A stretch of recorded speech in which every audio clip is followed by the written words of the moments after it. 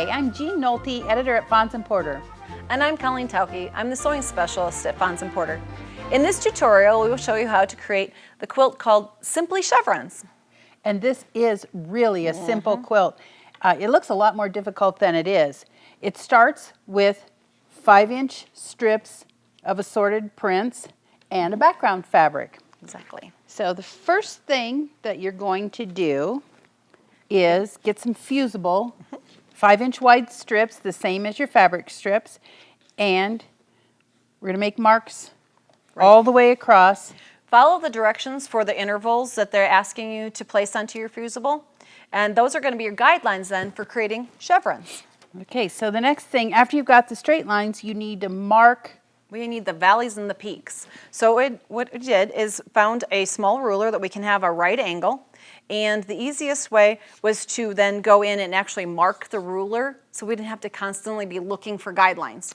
And it caused kind of a little lip, so it slides right up to our You know, if you paper. just flip that ruler over, there's a nice line. The diagonal on the ruler, we matched up with the verticals on our bar, and we found where it intersects the parallel lines on each side. So when we dropped in a piece of painter's tape really quick, and now when I slide it in there, it slides right up to the edge. It catches right on that edge. So you're going to mark the bottoms of one side, and then we're going to move it slide over it to along, the next and one. it slides right up to that paper so nicely. It's not like you're searching for how, and you would just continue along all the way along. across. Then the strip is folded in half, so just so it fits here. Now we've got some. You do the top. But now think about this would not create a chevron. So what we need is that first angle on one side. So with my line here, I lined it up with the ruler. I'm going to come in and just draw one side, and then progress. Then you're ready to start doing your triangles again. And you're going to have chevrons when you're done. All right. So then you would take that piece of fusible web and actually fuse it. Follow the directions for your fusing agent so that you don't overheat.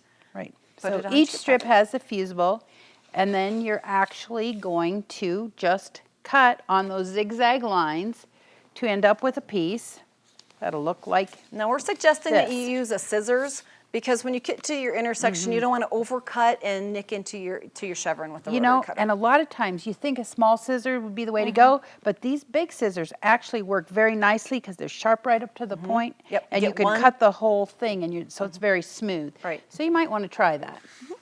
So once you've made all of your chevron pieces, you're going to take the paper off the back, and you're ready to fuse them to your background fabric. And we have some of them already fused here.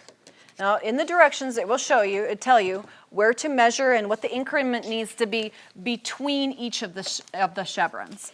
And so I went in then and measured the appropriate amount and made little dots with a disappearing style pen so that we would have little registration points to follow. All right, so this, now I've got the paper off, is all ready to go.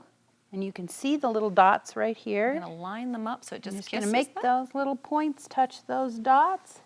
And then you're going to fuse that to the background. Chevrons have never been as easy.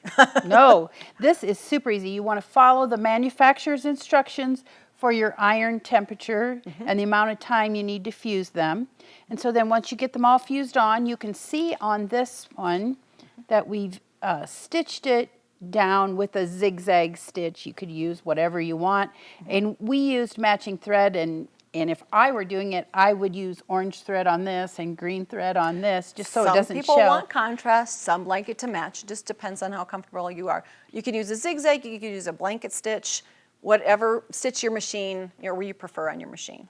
So then, once you got that part done. Once you're done, all you have left to do is add the little skinny blue border and the white border, and you're done. Exactly. So if you need the pattern for this, it's on our website, and there are also more videos there. Thanks for joining us.